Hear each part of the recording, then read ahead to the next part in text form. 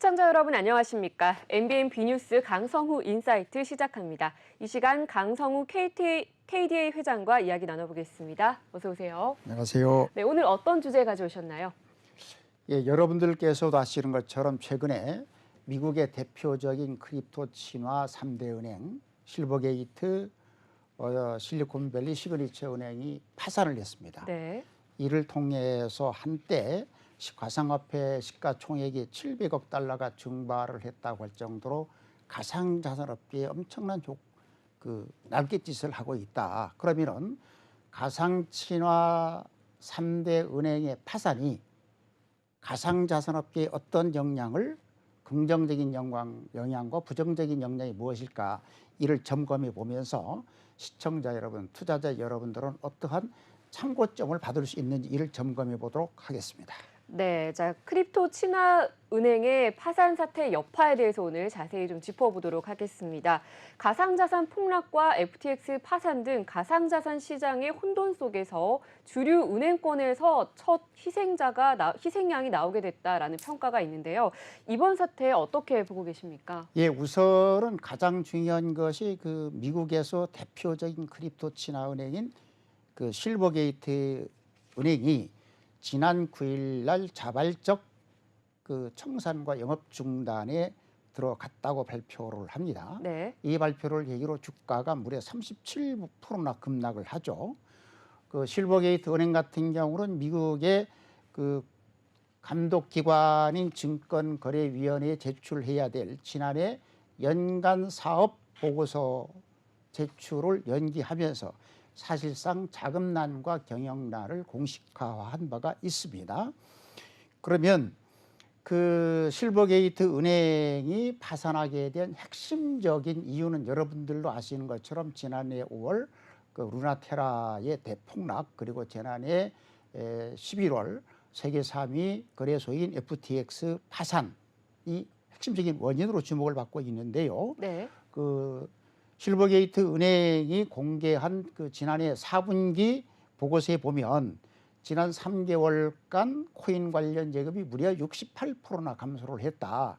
은행이 예금이 감소했다라고 하는 것은 이미 시장에서 신뢰를 잃었다는 것이며, 은행이 경영 수익을 창출하는 것은 고객 예치금을 통해서 대출 등을 함으로 인해서 자산을 증식해 가지고 시장의 유동성을 일으키고 수익을 창출하는 것이다. 하지만 예금이 68%나 줄었다는 것은 정체성 위기나 상당한 경영의 위기를 의미하는 것이죠. 그래서 결과적으로는 실버게이트 은행이 뱅크런을 해결하고자 6억 한 9천만 달러, 한화로 9,100억 원의 손해를 보고 일부 자산을 매각하면서 비용 절감을 위해서 직원 200명까지 해고를 했지만 결과적으로는 파산이라는 절차를 밟았습니다. 네, 그러니까 유동성 위기가 뱅크런으로 이어지고 결국에는 파산을 했다는 얘기인데요. 그렇다면 실버게이트 은행이 어떤 은행이길래 크립토 친화 은행이 된 건가요? 예, 실버게이트 은행 같은 경우는 지난 1998년도에 캘리포니아에 설립을 해서 부동산 대출을 주력 사업으로 했었죠. 하지만 지난 2009년에 앨런 제인 최고 경영자 취임을 계기로 해서 본격적으로 가상자산 산업에 뛰어들기 시작을 합니다. 2013년부터 비트코인을 사들이기 시작을 하면서 이후 가상자산 사업자들을 고객으로 대거 끌어들이죠. 그러면서 가상자산 시장이 본격적으로 성장하는 2017년에는 250개의 기업을 고객으로 확보를 하면서 자산 규모가 무려 19억 달러까지 확장을 합니다. 그리고 지난 2020년 9월 달에는 구 페이스북인 메타까지 인수를 하면서 화제를 모았습니다. 외형적으로는 가상자산 분야를 통해서 작년 말 총 자산이 140억 달러로 6년 사이에 무려 14배가 성장을 해서 외형적으로는 상당히 성공적인 경영을 했다. 그런데 우리가 주목할 부분은 실버게이트 은행인 경우에는 가상자산 시장에 있어서의 미국 달러, 입출금 서비스를 제공하는 대표적인 은행이죠.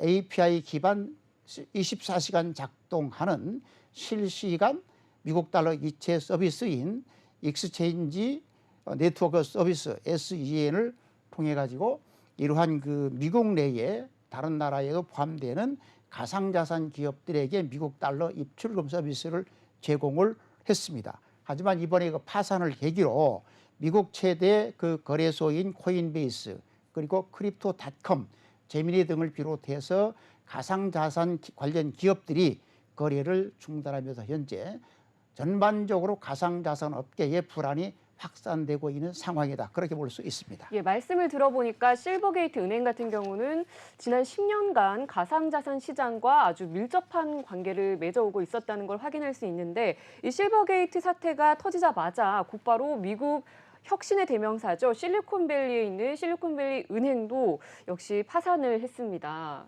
예, 연관이 있겠죠. 그렇죠.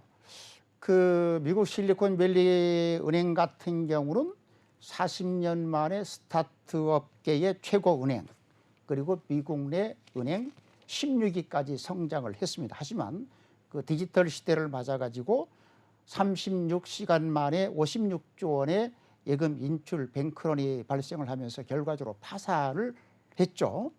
그런 핵심적인 원인은 코로나 팬데믹 초기에 국채 수익률이 떨어지자 채권에 대규모 투자를 합니다. 하지만 여러분들도 알 수 있는 것처럼 지난해부터 연준의 공격적인 금리 인상으로 인해서 채권 수익률이 급등을 하고 거액의 투자 손실을 하면서 자금난을 겪어 와서 결과적으로는 그 뱅크런 조짐을 보이자 지난 10일 그 미국의 금융 당국이 전격적으로 영업 중단을 명령을 하면서 제3자 매각 추진을 하고 있다. 결과적으로는 그 실리콘밸리 은행에서는 파산을 한 것이죠.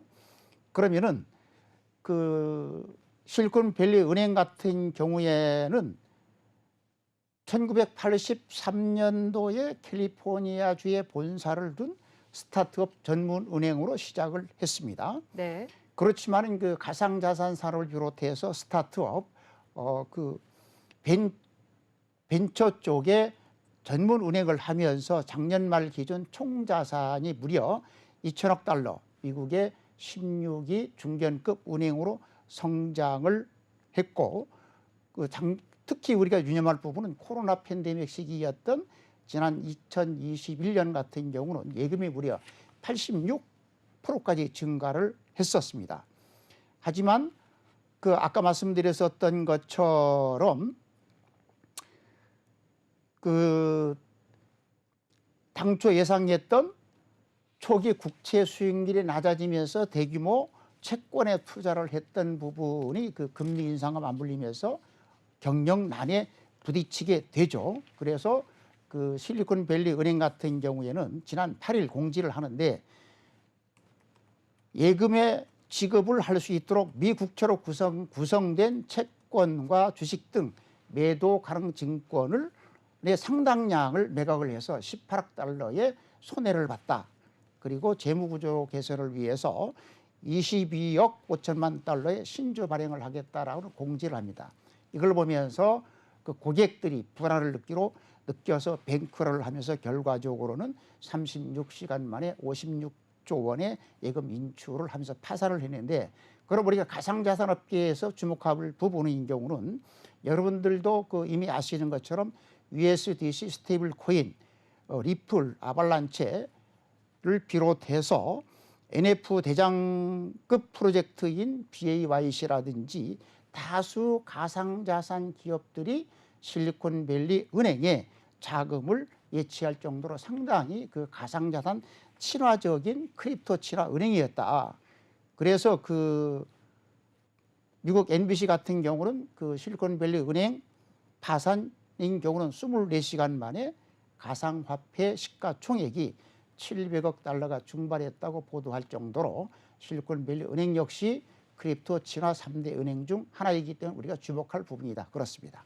네, 자 그런데 실버게이트 이어서 실리콘밸리 은행 그리고 곧바로 또 시그니처 은행까지 폐쇄가 됐습니다. 이 시그니처 은행도 이 실버게이트의 좀 전철을 밟았다라고 보면 될까요? 그렇습니다. 그 미국 시그니처 은행 같은 경우도 실리콘밸리 은행발 그 공포가 확산되면서 지난 10일 하루에 100억 달러 무려 13조 원의 대규모 예금 인출 뱅크런이 발생을 하죠. 네. 그래 다행스럽게도 일요일임에도 불구하고 지난 12일 날 미국 금융당국은 신속하게 시그니처 은행을 폐쇄를 하고 연방예금보험공사에서 파산 관제인을 임명을 하면서 본격적으로 미국 금융당국에서 개입을 하고 파산 절차를 받게 됩니다. 네. 그러면 뉴욕주 금융서비스국장 같은 경우는 지난 10일 금요일 날 목격한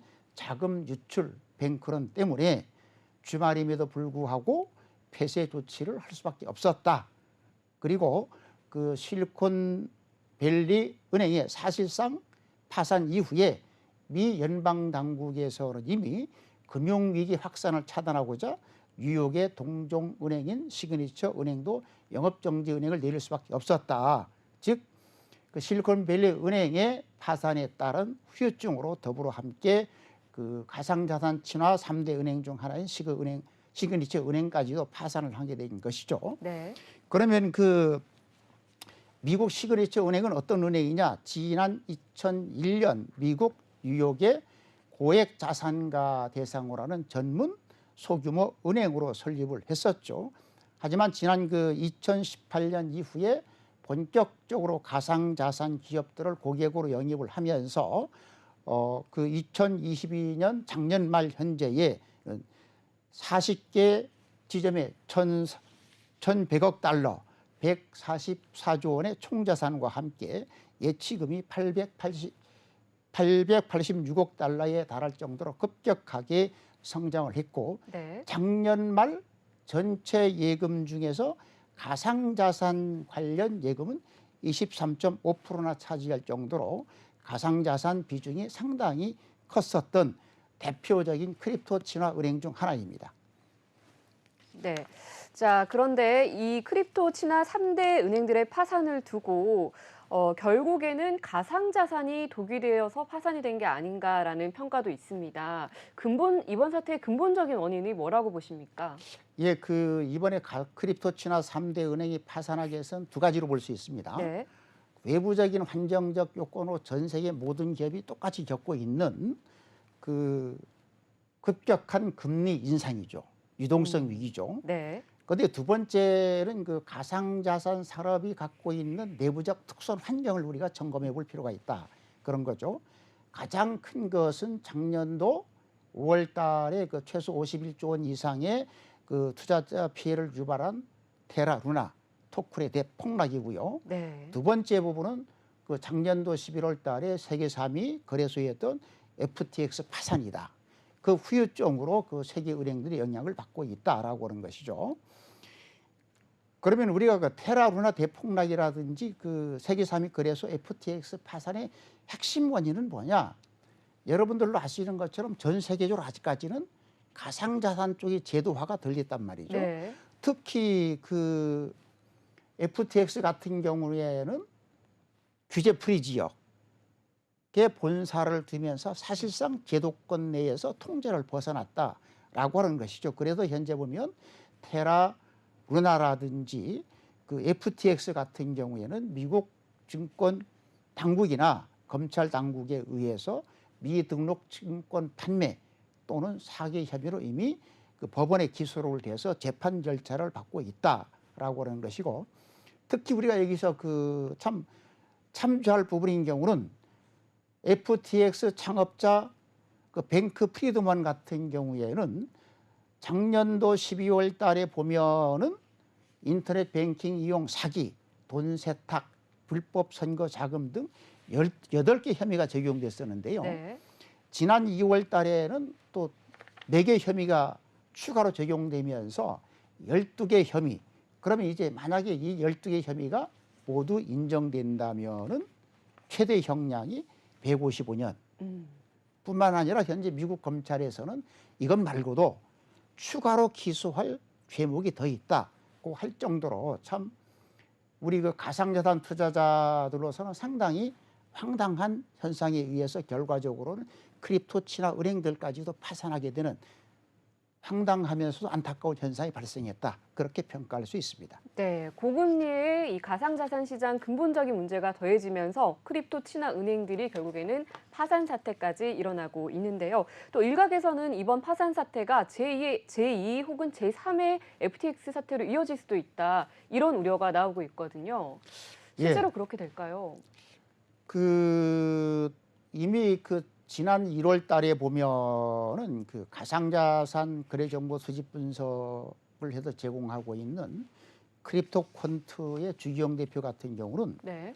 언론사 인터뷰를 통해서 아까 얘기했던 두 가지 문제, 외부적인 문제인 국제적인 글로벌 경기 침체, 고금리, 유동성, 네. 그리고 두 번째는 아까 말씀드렸었던 것처럼 테나 루나의 대폭락뿐만 아니라 FTX 파산에 대한 후유증으로 인해서 관련된 기업들의 추가 파산이 될 수 있다. 그러면 2023년도 올해 가상자산업계 최대 화두는 추가 파산이다.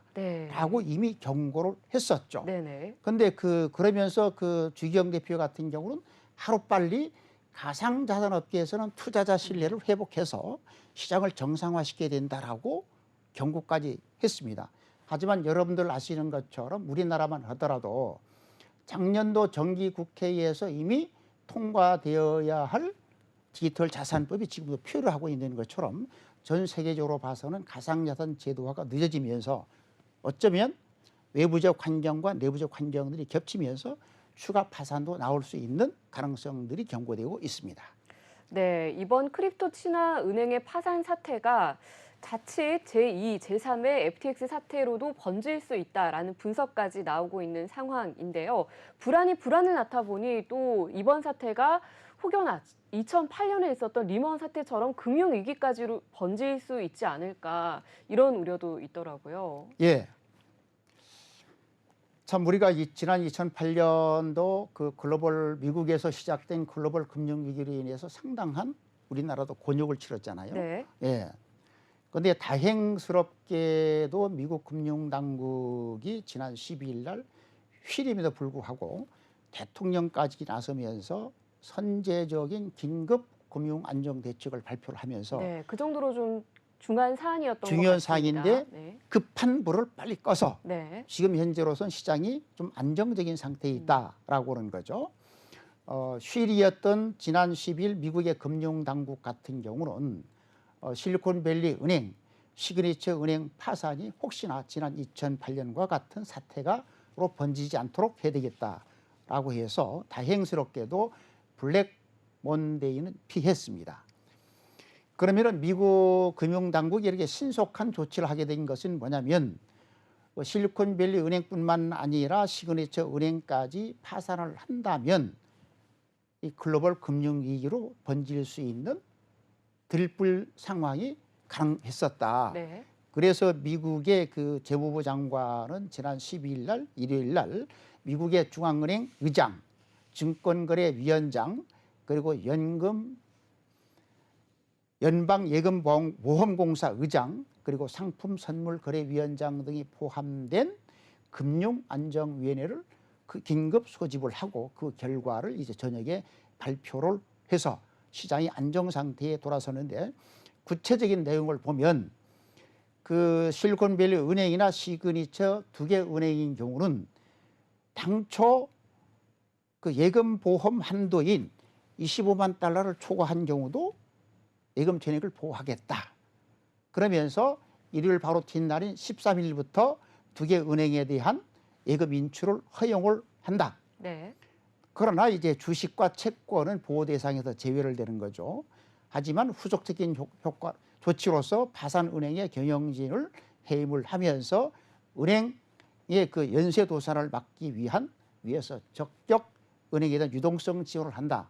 유동성 지원을 구체적으로 설명을 드리면 미국의 국채나 주택, 저당 증권 등 담보로 제공하는 회사인 경우는 최대 1년 만기 대출을 하는데 특히 그 가격 하락으로 인해 가지고 그 손실을 보지 않도록 채권 담보 가치도 시장 가격이 아닌 액면가로 평가를 해줄 정도로 파격적인 조치를 하면서 우선 급한 불은 꺼서 그 금융 위기로까지는 확산되지 않고 있습니다.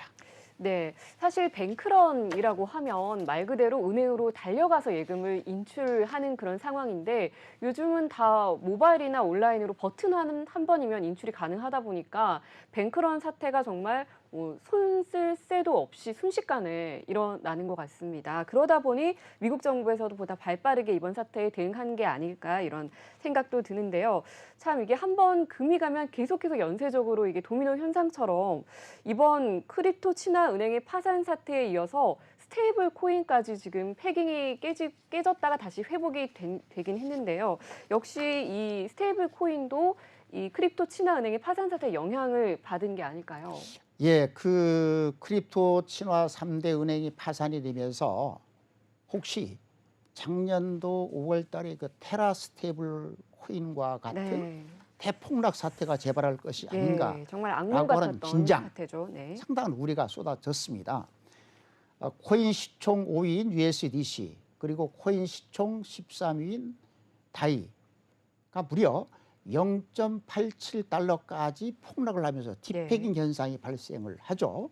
그래서 혹시나 작년도 5월 달에 테라 사건을 연상을 하면서 조치를 해야 될 것이 아니냐라고 하는 그 우려가 아주 번지고 있었습니다. 그러나 다행스럽게도 그 우려와 달리 USDC나 그 다이코인 모두 현재 거의 1달러에 근접한 가격을 회복하면서 정상화 단계에 접어들었습니다. 그러면 그 USDC 같은 경우에는 그러면 왜 이렇게 빠른 시간 내에 패깅 현상으로 회복할 수 있었을까라고 네. 하는 것은 두 가지 요건으로 볼 수 있죠. 참 정말 운이 좋았다. 음. 왜? 휘림에도 불구하고 미국 정부 당국의 신속한 금융 조치로 인해서 그 실리콘밸리 은행을 비롯해서 시그니처 은행에서 바로 13일 날 월요일부터 예금을 인출할 수 있었기 때문에 네. 그런 부분이 하나가 있고요. 음. 그리고 두 번째 부분인 경우는 우리가 유념할 부분은 USDC 자체적인 경쟁력도 확보하고 있었다라고 하는 거죠. 그러면 USDC 발행사인 서클이 작년도 12월 기준으로 발표한 그 보고서를 보면 준비금이 유통량을 초과했다라고 하는 것이죠. 구체적인 내용을 보면 회사 보유 준비금 규모는 446억 9천만 달러인데 네. 같은 기간 내에 시중에서 유통된 것은 445억 5천만 달러로서 시중 유통량보다 회사가 보유하고 있는 준비금이 초과했었기 때문에 그만큼 시장에서 안정성을 객관적으로 보장을 받았기 때문에 아까 말씀드렸던 미국 금융당국의 신속한 조치를 통해서 바로 월요일인 13일부터 은행에서 예금을 찾을 수 있었고 자체 경쟁력을 갖추고 있었기 때문에 두 가지 요인이 합쳐지면서 USDC 그 스테이블 코인도 빠른 시간에 정상화됐다는 평가를 받고 있습니다. 네, 이렇게 USDC가 일시적으로 회복을 하긴 했지만 여전히 작년에 있었던 테라루나 폭락 사태로 이어지지 않을 수 있다라는 좀 안심은 할 수 없는 상황인 것 같습니다. 이 스테이블 코인에 대한 자세한 이야기는 저희가 2부에서 좀 더 자세히 전해드리도록 하겠습니다. 잠시 후 2부에서 다시 찾아뵙겠습니다.